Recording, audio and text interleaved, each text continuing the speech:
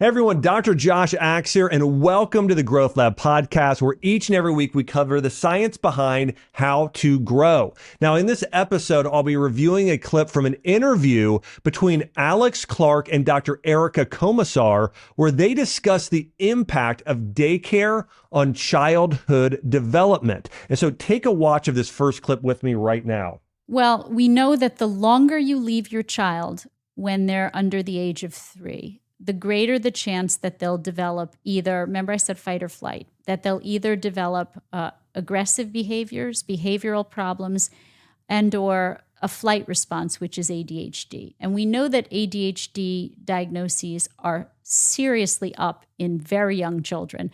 And a lot of that has to do with the stress. So think of ADHD as not a disorder. There's a movement to take the D off of it because it's not a disorder. It is a symptom of children under stress. Wow. So, there are a rare few number of cases that are truly brain disorders, developmental disorders. The rest of it is cortisol in the brain causes the brain to go into that HPA excess, that stress response. So think of the fight or flight and think of ADHD as the flight part. So we have very young children being diagnosed either with behavioral problems and early signs of hostility and aggression and or ADHD. Now, I want to pause here and say this for this interview, is that this is something I've been saying for years, is that ADHD isn't a disorder. It's more of a emotional issue that can be happening with the kid being in a high stress state and environment. So again, an ADHD diagnosis is kind of a throwaway diagnosis. It's not a disorder. It could be more personality related or having a need that maybe isn't totally being met here, as the doctor is saying. So let's continue and watch here just a little bit more, and then I want to give a breakdown. And what's the correlation between kids who are diagnosed with ADD or ADHD and being put in daycare? Oh, there was a study done that showed that children put in daycare, the more hours they spent in daycare per day, the greater the chance they developed either aggressive behavioral problems and or attentional issues. Is that only before the age of 3 or any age? The study was done on children who were in sort of in that area of preschool, right before preschool. So it would have been daycare. What is better for part-time moms, working 5 days a week, only a few hours a day, or a couple days a week, but those days have longer hours? To work every day a little bit. Okay. So you want to be away from your child for shorter periods of time. Think of it this way, that your child can hold it. Think about holding your breath underwater. You might be able to hold your breath underwater for 1 minute, maybe if you're really strong, 2 minutes.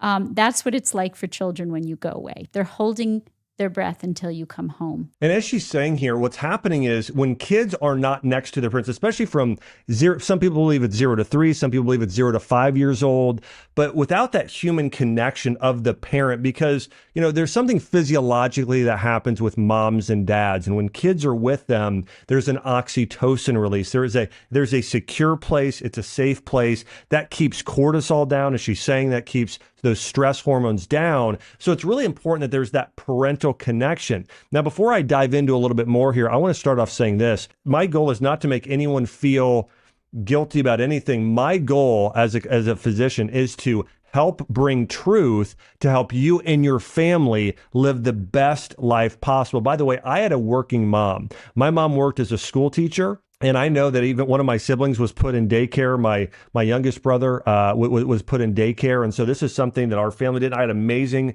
parents. My siblings turned out great. And so I did want to share. But what I want to get into in this video is what is ideal in order to build connection with your kids and to raise kids that are that have the best relationships with the parents as possible, that have the least amount of mental health issues like ADHD and other problems here as well. So I want to dive in now, and then we're going to come back to one more clip I don't want you to miss on this video. But here's the reality. The need for daycare started rising dramatically in the 1970s with a push to get women in the workplace. And in the 1980s, this happened with the baby boomer generation. And in 2019, nearly 60% of children ages 5 and younger that were not enrolled in kindergarten were in at least one weekly non-parental care arrangement. And so at least one day a week they were in daycare. Now in 2014, about 40% of married women with a child under the age of 3 worked full time. So again, 40% we're seeing here as a number. While there are obviously many good things to be said about the professional progress of women and the significant contributions they've made in their fields in the workplace, of course, there's always going to be trade-offs, right? And that's the thing that I'd really encourage you with here is that you want to be able to sit back, and a big part of what I try and teach here always is using wisdom. And one of the things that you need to do to be wise is understand their trade-offs and then just make the best decision possible. So it might be where your family, to put food on the table and have a house over your head, you have to work, right? And especially this happens in single parent families where there's really almost, there doesn't feel like there's as much of a choice. Well, I want to get into the best solutions at the end in ranking order. And then sometimes you just have to, but there's even solutions where if your child does need to be in daycare, well, how do you manage that and still care in the best possible way for your child? So there are really two main problems as the clinicians hitting on here when it comes to daycare at a very young age. Number one is something called insecure attachment, which happens between the mother and child. And number two is attention deficit related disorders in children. By the way, I was the child that was diagnosed with ADHD. So I really understand this. I really have been in a situation in my own life where I got prescribed Ritalin, I got prescribed Adderall, and I had trouble in school really up until late in college when I finally was able to overcome this ADHD diagnosis and break through limiting beliefs. It's a whole nother podcast episode that you could go back to and watch. But I want to share now and getting into this problem just for a minute. And so here's the reality for the mother. One, this can be incredibly difficult for the mother. Like we have a preschooler right now. And my wife, Chelsea, when she drops her off, I remember by the first time that Chelsea dropped off Arwen at daycare, I remember calling her right after, and I could tell she was in the car and she was crying. And she had a really hard time because they've built such a beautiful and incredible bond. And so for Chelsea to drop Arwen off at preschool, that alone was really, really so difficult. And one, that's normal, right? It really should be an emotionally painful experience for mothers, because when you have such a deep and personal and loving connection, that's going to be normal, but you want to do the hard thing. And so it's a good thing to do. But today, women are often pressured to prioritize work over caring for their children full time. Now, I do want to say this is that, like, we have our daughter in preschool. She goes, I want to say it's 4 hours, 3 days a week. Okay. Now, if you homeschool, that's another great option where the mom can be connecting all day. But we'll get into this here a little bit more in a minute with a few things. The next thing here is just with the mothers, I want to say, this causes mothers to sometimes feel and have a sense of, abandoning their children. Now, some women maybe don't feel that, but I know that my wife, Chelsea, even though she knows she's not, she still has this feeling sometimes of a little bit of guilt of, having Arwen go to a place where she can learn. Now, obviously, the preschool situation can be different than daycare, but I want to continue to get into this here a little bit more as well. Now, for the child, attachment forms primarily in that first year, but it's really the first 3 years are when kids are the most sensitive for that attachment. So between the ages of 1 and 3 years old, it was when you really get attachment to your children. So I want to go through this study that was just released on daycare and the effects. Here's what it says. By age 4.5, extensive hours in daycare predicted negative social outcomes in every area of a child, including social competence, externalizing platforms, and adult-child conflict, generally at a rate 3 times higher than other children. And so what we're seeing here in this study is that kids who spend time in daycare, they have more social issues, they have problems, externalizing problems, and they have more problems with adult-child conflict, because what happens is these kids don't have that secure anchor on a regular basis. And so rather than learning how to deal with conflict, and problem solving and how to socialize with a mature adult, they're learning from it from other kids. And so it's whoever they're spending more time around. So being able to learn it from a parent and that one-on-one attention versus, maybe a daycare is a 1-to-11 ratio, and maybe somebody's jumping in on occasion that's probably they may not be as virtuous as you, but really getting more and more in time with kids where there's a lot of chaos and a lot of problems going on. Kids are oftentimes going to absorb that. Now, I'm going to give a statement here by Joe Biden that was done in 1981. By the way, this might be, and I say this jokingly, but also not joking, it might be one of the only things I've ever agreed with him on. The desire to avoid individual responsibility. He said, I believe this issue is a perfect example of the cancer of materialism that has stricken our society. We do not take care of our own families these days. We want someone else to bear that responsibility. He says, the daycare centers and nursing homes are blossoming across the American landscape, are monuments to our growing unwillingness to accept personal responsibility for those to whom we owe the most, our children, our parents, and our grandparents. If we continue to turn our backs on those we are closest to, how long can we hope to meet any of our obligations to the great nation history intended us to be? And so what he's saying here is, when you go back throughout history, when you had societies that were more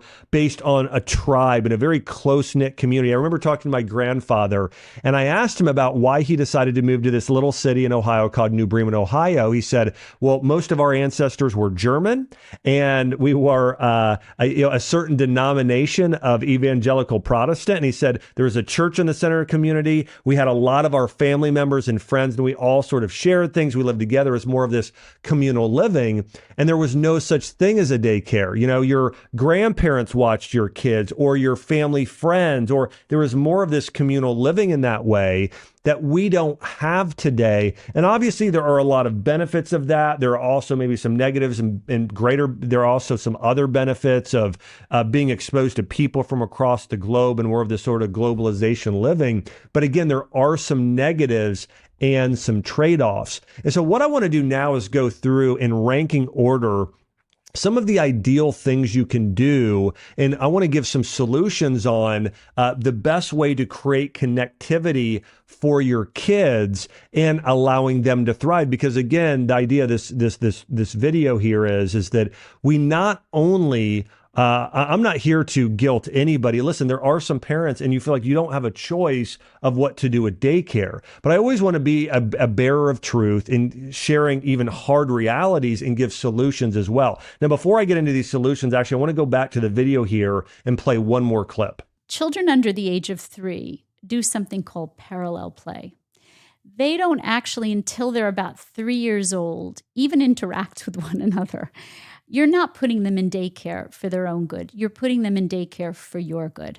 And that's the problem. It's not for their good, because what benefits a child under the age of 3, sure, you can go to classes like mommy and me classes or gym classes, but as long as you're within eyesight or physical touch of your child, so they can, what Margaret Mahler, a very famous psychoanalyst, called emotional refueling. She called it rapprochement. The idea that you can explore the world with great courage and inspiration, if you will, if you have your primary attachment figure within reach or eyesight of you. Okay. So you can toddle off and explore, but if you can come back and get a hug or look back and make sure your mom's there, then you can toddle off and explore again. And that builds resilience over time. And I feel like we see that at playgrounds a lot. Like a Yes. kid falls over and they're totally fine. They don't even have a scrape, but they fake cry or whatever and run over to mom for a few seconds of reassurance. And then they're like, okay, my mom's here. Now I'm going back. That's it. That's it. That's called emotional refueling. If you're not there, they're not emotional refueling. They're having to hold their breath. I love this term here, emotional refueling. And this is what kids need. It's not that you have to be with them every second of the day, but they're coming back and they're getting refueled emotion on a regular basis. And I see this with our daughter, Arwen, when we're at the playground. She'll run off, she'll play, but then she comes back and she needs a hug from mom, or she needs her to do something with her, or dad, when I bring her. For a very similar thing. And by the way, before I learned this research and started doing research, I thought Well, maybe there's a benefit on a day or two a week of doing daycare for that socialization. But as the expert here is sharing with us, Dr. Erica, is that that's not the case. And it is better off, by the way, rather than one full day doing, if you had to, do a part day or a half day, and then going back and being able to interact with your child. Because again, she says it's like coming up for air. It's getting this sort of emotional fuel on a regular basis. So I want to dive into some of the solutions here and some of the best outcomes that you can hope for or best strategies. Number one ideal is parental care, right? So one of the parents, and by the way, this could also be not just the wife, this could be the husband staying home, certain parts of the day, but being there with a parent all day from the ages of 1 to 3, that is the ideal. Now, that might not be possible for every single person, but again, for that's the ideal. And I think it's always important that we aim for the ideal. We don't need to have a sense of guilt if we can't hit the ideal, but at least we know what it is, and then we can do the next in line of what's best. Now, the second best ideal is having grandparents or other family members nearby that can be there with those children, again, that are 1 to 3 or 1 to 5 years old, as she's sharing. And so again, grandparents, this is something that Chelsea and I have done. So we have Chelsea's parents that live very close. My parents are willing to as well, to be there for Arwen or our other daughter anytime that we can't be there for some reason. Third is a nanny or someone you really trust and who is willing to spend, here's the key, one-on-one time with your child. Okay. So if you have a nanny, somebody with virtue, that's high character, that's great with kids, that's the next ideal scenario. If you're a working mom and you need to, it's by necessity, you need to leave your kids with somebody for a period of time. So again, number one is parents are there. Number two, grandparents are family. Number three, you got a great nanny that can really connect there with the child. Number four is a double duty caregiver with another family. So at least the child is part of another family environment. Maybe it's not one-on-one, but maybe it's 1-on-4 attention. So there is more attention there. That's the next best option. And remember, it's better if you are going to work that it's not all day for 3 days. It would be better to do